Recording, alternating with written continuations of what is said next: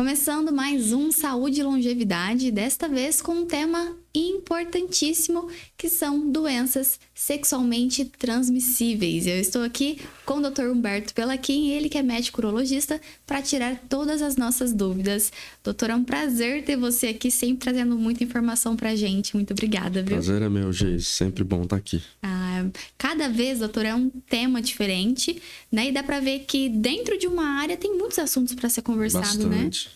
Então, tá sendo muito legal, o pessoal, tanto do YouTube quanto da rádio, tá gostando bastante. E trouxemos mais um tema. Bom, para começar, a gente fala, muito se ouve falar, né, das doenças sexualmente transmissíveis, mas o que é, doutor? Essas doenças, hoje até eles mudaram o termo, né? O termo correto hoje seria IST em vez de DST. Então, são infecções sexualmente transmissíveis, né? Porque muitas vezes as pessoas estão infectadas e não têm a doença. Então, para abranger tudo, eles mudaram esse termo. Hoje em dia tá, né, IST, né? Então, são doenças, né, são infecções transmitidas na maioria das vezes de forma sexualmente transmissível, né? Seja anal, oral, vaginal, né? Mas que também podem ser transmitidos da mãe para o filho durante a gestação, durante o parto ou até a amamentação, tá? E elas são importantes porque pode ser uma coisinha besta que você trata e fica tudo bem, mas se elas não tratadas, elas podem evoluir com doenças graves, né? Cânceres, né? A pessoa também pode desenvolver dificuldade para engravidar, uma mulher ou o homem, né? No homem também pode trazer, às vezes, até uma estenose da uretra e a pessoa ter problema para urinar. Então, quando ela não tratada, existe caso até de morte. Tem então, quem fala... Tem quem fala assim, só descobre quem faz exame, né? E acaba evitando nunca fazendo exame para não descobrir o que pode ter. Tem que estar sempre se monitorizando, até a própria pessoa, né? Principalmente as pessoas que não costumam usar o preservativo, né? Que é a principal método, né, de evitar essas infecções. Então, elas têm que se autoexaminar ou estar sempre buscando, né? Teve relação desprotegida, procurar saber se vale a pena ou não fazer exame e para investigar e descobrir de maneira mais rápida, né? Quanto antes de descobrir, melhor. Sim. Também. Sim. Quais são os mais comuns, doutor? Olha, a gente tem a mais comum de todas, a HPV, né? Aí tem várias outras, né? Que tem a gonorreia, tem o HIV, tem as hepatites virais B e C. A sífilis hoje está voltando aí com força também. E tem herpes genital também, que é bastante comum. Tem vacina para algumas delas, né? A pessoa que tomou, normalmente... Homem também toma ou só mulher? Não. Hoje, HPV o Sistema Único de Saúde já disponibiliza, né, a vacina para HPV principalmente para as crianças, né? Então, se não me engano, dos 9 aos 14 anos, elas podem procurar o serviço de saúde que tem disponível. Hoje é dose única. E as pessoas imunodeprimidas, que têm câncer ou que têm HIV, né? E algumas situações de, por exemplo, parceiros de pessoas que têm HIV, mas não têm ainda, né? Que usam medicações para não ser contaminadas pelo HIV, também podem tomar. E até existe uma tendência hoje, até aqueles pacientes que já foram, que estão em tratamento, de também... tem gente que defende que se tomar a vacina vai ter uma melhora, vai se proteger mais e conseguir até talvez eliminar esse vírus, né? Mas hoje, assim, vacina... e tem a vacina da hepatite B também, né? Que também protege bem. Agora, para HIV, para HPV, para sífilis, para herpes genital, a gente não tem essa vacina. As que tem, a pessoa que tomou, né? Ela tá imune a não ter essas doenças? Ou ela pode ainda ter, mas não desenvolver de uma forma grave? Não. A tendência é não ter. É lógico que existem as falhas, né, da vacina. Então, eu não sei te falar a porcentagem, mas fica bem protegido, né? Vale a pena demais tomar a vacina. Mas também não pode se colocar em risco. Não. Sempre. Não é porque tomou a vacina que não vai se proteger, né? Entendi. E assim, após descoberto, quem que procura um urologista? É mais o homem, a mulher ou todos procuram? Na maioria das vezes, o urologista cuida do homem, né? No caso, a mulher, ela sempre procura o ginecologista, que acaba fazendo o Papa Nicolau, que é o que vai identificar o HPV, né? Porque o HPV na mulher, principalmente, né? Tá muito relacionado ao câncer de colo de útero, né? São 4 tipos. Existem 200 tipos de vírus do HPV e 4 deles estão muito associados aos cânceres de colo de útero, né? Que é o tipo 6, 11, 16 e 18, se não me engano. Então, eles se não tratados, você tem possibilidade de desenvolver o câncer de colo de útero, né? No homem existe também a possibilidade de câncer de pênis, né? E tanto no homem na mulher, câncer de reto, canal anal. Mas você acaba se protegendo dessas complicações, vamos dizer assim. Então, nem sempre pode evoluir para um câncer. Se começar o tratamento... Não, nem sempre. Se você faz o tratamento precoce, aí inicial, você vai bem, né? Você fica... Não vai desenvolver o câncer, né? No caso das ISTs, né? Sempre tem algum sinal? Ou pode ser que tenha caso assintomático? Não, tem muito caso assintomático, né? Na gonorreia na mulher, por exemplo, ela tende a ser assintomática, né? Às vezes tem algum corrimentozinho, mas nem é tanto. Mas aí, se não trata, pode evoluir para uma doença inflamatória pélvica, a gente fala. Que aí complica também, porque essa infecção vai para o útero, ovário, trompa. E dependendo da evolução dessa doença, a pessoa pode até depois não ter filhos, né? A mulher pode até não engravidar. E às vezes, dependendo do grau dessa infecção, complica mesmo, né? Complica muito. É um caso que pode, às vezes, até levar à morte. No caso da gonorreia, né? Isso. No homem, ela é mais comum de ter sintomas, né? Uma ardência para urinar, a gente chama de descarga uretral, seria, né, o corrimento, né, no homem, de uma secreção amarelada na maioria das vezes, às vezes branca, mas na maioria das vezes amarelada, parece um leite condensado. E aí você obrigatoriamente teria que tratar o casal, né? A parceira também. Então aí você acaba evitando o agravamento na mulher. Mas tem que sempre, quando ter no meu caso, né, que recebo o paciente, o homem com a doença, você já fala para ele, ó, vou te dar isso aqui, mas você dá pra sua parceira também. Sempre em todos os casos de STs?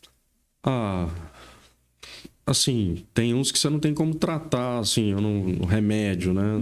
Mas quando você pode tratar, você já orienta, ou no mínimo você sugere que a parceira procure o ginecologista dela para fazer uma avaliação. No caso do casal, né, que o homem ou a mulher tem, ele tomando remédio ainda pode ser transmissível para ela? Então, na verdade, o que acontece é o seguinte, ó. O casal tem a sua intimidade e aí ele chega para mim e com a infecção eu trato ele. Só que se eu não tratar ela, eles vão ter relação de novo, ela tem. Por mais que ela não tenha manifestado, alguma coisa ela tem também. Então aí começa tudo de novo, e ele vai ter de novo. Entendi. Então a coisa não termina, entendeu? Então tem que sempre cuidar dos dois. É o ideal. E como que identifica, doutor, quais os exames que são feitos nesses casos? Então, no caso de sempre que houver uma relação sem proteção e ficar uma pulga atrás da orelha, o ideal seria fazer exame. Né? O que a gente faz de triagem assim, inicial seria o exame físico para ver se tem alguma coisa.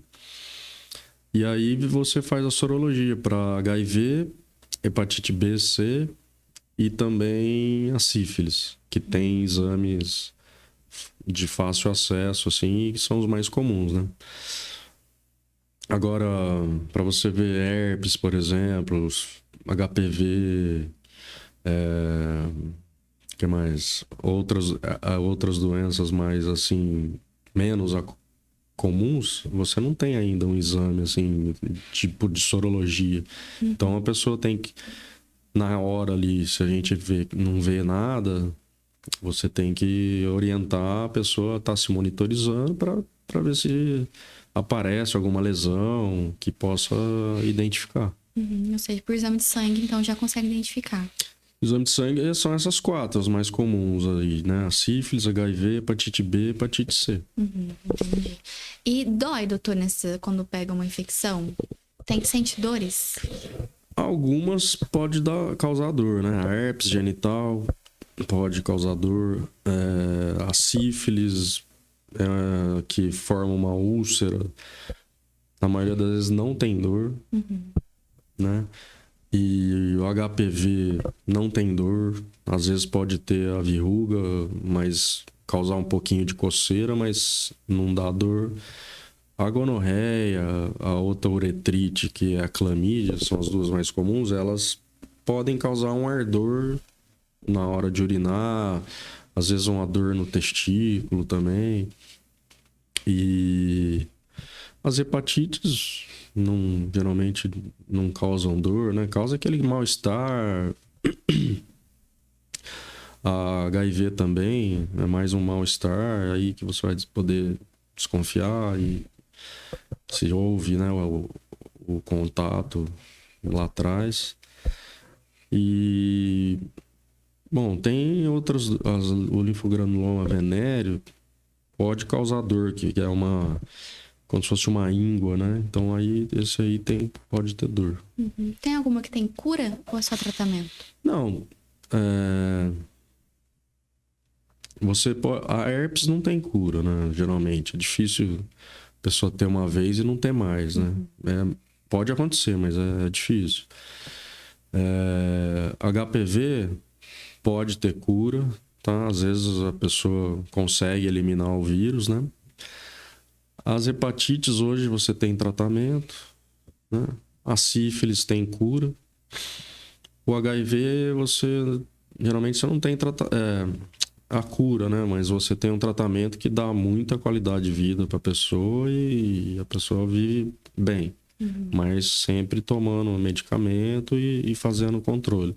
A gonorreia tem cura, né? A clamídia tem cura. Esse linfogranuloma venéreo tem cura. Donovanose, que é outra, também tem cura. A maioria. A maioria tem cura. Que bom. O HIV ainda é o maior índice? Não. A doença sexualmente transmissível mais comum é o HPV. O HPV. Qual que é a diferença do HIV e do HPV? O HPV são aquelas verrugas genitais, geralmente, né? Mais comum na região do pênis, na vagina e até no ânus, né? Mas você pode ter também na mucosa oral, nariz. Existe casos relatados até no olho, né? E o HIV ele é o vírus HIV, né? Que você pode estar com ele, mas não ter a AIDS, não desenvolver a AIDS, né? A AIDS já é que é a doença que aí você tem uma queda do sistema imunológico e várias complicações. Você vai poder ter tuberculose, pneumonia e outras doenças oportunistas também. E o preservativo é ele que vai te proteger dessas doenças. O preservativo ele é a maneira mais eficaz, né, de você se prevenir. Ele não é 100%, mas é o que mais se protege, né? Hoje existem também algumas medicações, por exemplo, para você não, quando você pode ser exposto, né, ao vírus do HIV. Então você tem hoje medicações que são antirretrovirais também e que, por exemplo, eles chamam de PrEP e PEP, né? PrEP é pré-exposição e o PEP pós-exposição. Então, por exemplo, você teve um contato com uma pessoa ou se desconfia ou sabe que a pessoa tem. Então, você, em até 72 horas, você tem que tomar essa medicação no esquema certinho que você vai se proteger e não ser contaminado. E tem também o PrEP, né, que é o pré-exposição, que são mais indicados para as pessoas que, às vezes, por exemplo, hoje tem casal que vive, que a mulher, ou quando é um casal de homens, né, que o parceiro tem o HIV e o outro parceiro não tem. Mas vive junto e tem as relações e tal. Aí você faz um uso contínuo desse PrEP e você não se contamina. E depois pode parar? Ou não? Vai parar se você não trocar de parceiro só, né? Entendi. E aí o outro parceiro não tiver. Mas se você tá com um parceiro que tem, toma contínuo. Existe o PrEP, né? Esse pré-exposição sob demanda também, que é só na situação que você vai ter relação e sabe que tem a doença. E é interessante o casal fazer um exame antes de iniciar as relações, para entender melhor? Existe essa tendência aí, né? Eu atendo muito homem que tá noivo, vai se casar e ainda não tem relação e quer saber, né? Porque a futura esposa também fez ou vai fazer e ele decidiu também fazer, né? Os dois resolveram fazer. Tem alguma infecção que pode afetar a próstata, doutor? A gonorreia pode. O que é clamídia? Clamídia é outra bactéria que você também causa uma uretrite, né? Ela e a Neisseria gonorreia, que são as mais comuns de causar uretrite, né? A diferença é que a clamídia não dá o corrimento amarelado, né? É mais transparente, assim, é meio viscoso, mas ele é transparente. Então, quando a gente vai tratar a gonorreia, suspeita, né, de gonorreia ou uretrite seria o termo sindrômico aí, né? Porque a uretrite pode ser por gonorreia, pode ser por clamídia, pode ser por outras bactérias até, protozoários, que são menos comuns. Micoplasma, por exemplo. Então, aí você aborda de uma maneira sindrômica. Você trata... Você não sabe se é um ou se é outro. Aí você trata tudo. Então, hoje tem um esquema de dose única, que você usa 2 antibióticos, geralmente, que aí você já trata tudo. Todas as possibilidades, entendeu? Essa tem cura? Tem cura. Que bom.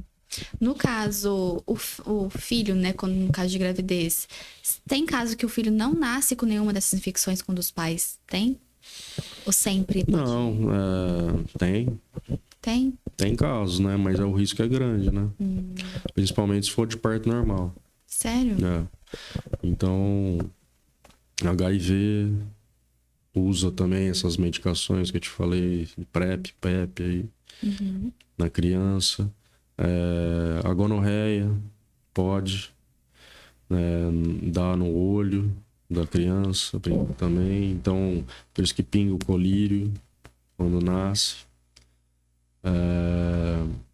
A sífilis também, congênita. Então, tem sempre que... Tanto que no pré-natal elas fazem, né? A mãe faz esses exames para saber e já tratar. E faz com frequência, né? Sim, sim. Pra saber. Acho que tem 2 ou 3 fases da gestação que faz a sorologia. E mesmo essas doenças sendo tratadas, tem alguma que pode deixar sequela? Então, se tratadas precocemente, é difícil ter sequela. Muito difícil. Agora, se não, ou tratada não faz o tratamento certinho, né? Até o fim, aí pode complicar. E como que está esse número hoje em dia, doutor? Tem aumentado esses casos de STs? Sim, né? Hoje, acho que deu um boom, né? Até, porque a gente vê que, assim, as pessoas não têm mais... Parece que não tem muito medo, né? De ser contaminado, porque há anos atrás, vamos dizer assim, década de 80, principalmente, as pessoas morriam, né? De AIDS. Você nossa, falava que tinha AIDS, já era um sofrimento, já esperava pior, porque não tinha tratamento, assim, que... Então, principalmente pessoas mais jovens tinham muito medo, né? do HIV. Então, usavam preservativo. Nossa, se estourava uma camisinha, ficava desesperado. E com o desenvolvimento das medicações, do tratamento para HIV, AIDS, hoje você nem ouve falar de alguém que morreu de AIDS, né? É muito raro. Você vê, por exemplo, o jogador de basquete, o Magic Johnson, ele foi descoberto que ele tinha HIV, acho que final da década de 80. Ele tá vivo e jogando basquete ainda, né? Mas o pessoal perdeu, né, o medo. Então, a moçada hoje não se previne como antes, né? Não tem muito essa preocupação, não. Hoje usa camisinha, mas é para não engravidar, né? Não se preocupa tanto. A preocupação de alguma doença é meio que secundária, assim. Então tem aumentado muito os casos, assim, principalmente HPV e a sífilis, que eu vejo no consultório.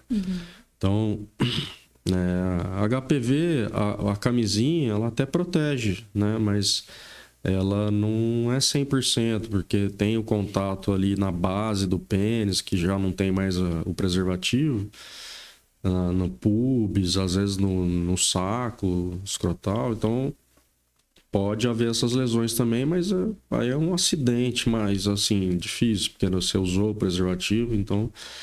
Mas pode acontecer. Agora, como não tem sido usado, então tem bastante, sabe? E a sífilis, que era uma coisa que a gente pouco via, hoje não é mais comum, sabe? Vamos dizer que aí até um ano atrás eu tive até que dar uma revisada, porque eu não tinha tanto paciente assim, então não tinha o costume de tratar. E agora não. Não vou dizer que é toda semana, mas uma vez por mês existe aí um caso praticamente uma vez por mês. No caso da sífilis, ela tem algum sintoma? Geralmente chega com uma lesão, como se fosse uma úlcera, né? Uma ferida no pênis, que é só uma. Parece uma cratera de lua, assim, né? Que tem a borda elevada e o fundo parecendo uma craterinha, assim, sabe? E geralmente ela não dói, ela é endurecida, assim, e ela não dói. Só que o paciente chega porque ele já tá fazendo algum uso de uma pomada, já tem tempo e não resolve, não fecha. E aí a gente já desconfia, pede exame e é batata, né? Então, a sífilis tá voltando com força aí, né? Entendi. Os números estão altos, então. Então, precisava ter esse cuidado maior, porque os vírus e as bactérias estão aí. Exato. No caso do HIV, que é a AIDS, né? A gente vê muito em filmes como uma doença dolorosa. Sem os medicamentos, ela é uma doença dolorosa mesmo? Então, se você não faz o tratamento correto, você vai ter essas complicações, né? Que geralmente... Porque assim, o vírus, até um certo tempo, o organismo vai combatendo ele. Só que depois de um tempo, se você tem alguma queda do teu sistema imunológico, e aí ele começa a proliferar e aí traz as consequências.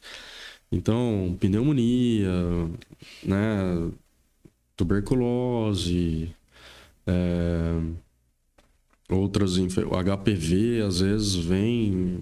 Quando eu estava na minha residência lá em Campinas, a gente teve um caso que o paciente tinha HPV, mas tanto HPV, que parecia que ele estava usando uma sunga de HPV, de tanto que estava, assim, sabe? Então, é sofrido, né? Para quem tem. E aí começa a ter, às vezes, a candidíase na boca, orofaringe, até no esôfago. Então, a pessoa não consegue comer. Ou seja, Isso casos avançados, né? Então, assim, o fim é triste, né? E a pessoa, quando descobre, ela chega muito preocupada? Como que é esse primeiro contato com o médico? A maioria chega muito preocupada, meio apavorada, porque não sabe, né? Porque depois que acontece, aí todo mundo já fica pensando no pior, né? Então, elas chegam bastante preocupadas, mas se você ainda consegue tratar em tempo, né? Aí você vai bem, tem sucesso. Só que o ruim é que a pessoa esquece, né? E depois, quando vê, tá de novo com a mesma situação. Então, isso é do ser humano mesmo, né? Se tratou, ficou bom, passa um tempinho, acaba esquecendo que tem, que a doença tá aí, como foi, e acaba recorrendo, né? Você acaba se reinfectando e muitas vezes acontece isso. No início, o senhor falou da questão de se autoavaliar. Então, é sempre bom ficar atento aos sinais. Assim, se tem alguma feridinha, né? Alguma verruga, às vezes parece a gente fala vesícula, né? Uma bolhazinha bem pequenininha, assim, aí geralmente o pessoal estoura até, aí forma uma úlcerazinha, logo cicatriza, mas aí começa a aparecer outras.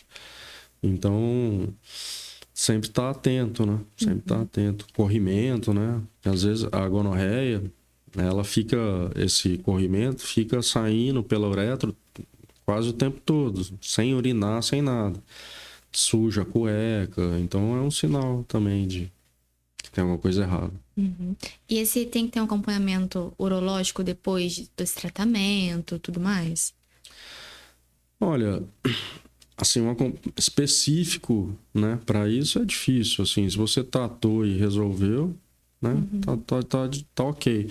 Agora, Pode ser que lá na frente, dependendo, demorou para tratar ou a pessoa fez o tratamento inadequado, incompleto, então aí vai ter algum problema, talvez, lá na frente, né? Então, se teve algum sintoma, algo diferente, sempre recorrer ao médico. Sim, porque assim, é que a gente às vezes não pensa assim, porque às vezes demora a ter alguma manifestação, né? Você teve a relação sem proteção mais de meses até, e então você não relaciona às vezes uma coisa na outra, né? Então, às vezes passa um pouco batido para as pessoas, né? Mas é muito comum, né? Por exemplo, HPV. O HPV às vezes só vai se manifestar depois de muito tempo, na verdade. Assim, não, mas agora eu tô até casado, eu só tenho um parceiro. Só que ele pode, às vezes, vir a se manifestar depois de 20 anos, né? E a gonorreia. A gonorreia, às vezes, demora 20 dias ou um pouco mais para se manifestar. Então, a pessoa fala, mas faz tempo, mas foi. Ou seja, não é imediato que a pessoa vai... Não é no dia seguinte. Agora, no dia seguinte, por exemplo... para o HIV, o ideal é até 72 horas, se você teve uma relação suspeita, sem proteção, aí você descobre, ou existe uma suspeita que o parceiro tem o HIV, você tem que já procurar. Por isso que a pessoa que às vezes é violentada sexualmente tem que procurar já o serviço de saúde, porque é a chance que tem de não ter uma dessas doenças, né? Que aí vai tomar as medidas aí cabíveis para profilaxia de não ser contaminada, né? Exatamente. Então, esse podcast hoje trouxemos muitas informações. Caso tenha ficado alguma dúvida, prontamente já falo, procure o Humberto Pelaquim para tirar essas dúvidas, doutor. Tem gente que vai, às vezes, só para tirar dúvida no consultório também? Tem também. Tem gente que não é comum, tá? Mas tem gente que quer se informar e começar com o pé direito, vamos dizer assim. Então, eles acabam indo para trocar conversa, trocar ideia e ser orientado, né? Não é tão frequente, não, mas às vezes acontece. É o melhor caminho. Sim, né? Seria ideal, né? Evitar complicações, Sim. como a gente falou aqui. Então, gostaria de te agradecer. O pessoal que está nos acompanhando, tem algum tema, tem alguma dúvida, pode mandar pra gente que iremos responder, né, doutor? Com certeza. Bom, muito obrigada. Adorei o tema de hoje, muita informação. E é isso, né? Um espaço para levar informação para todo mundo. E quem tiver dúvida, pode trazer para nós. Muito obrigada, viu, doutor? Obrigado a você. Bom, muito obrigada a você também que nos acompanha. Aproveita e dá uma olhadinha aqui no canal. Tá cheio de entrevista boa, cheio de temas bons, muito importante para você. Até a próxima. Obrigada pela sua companhia.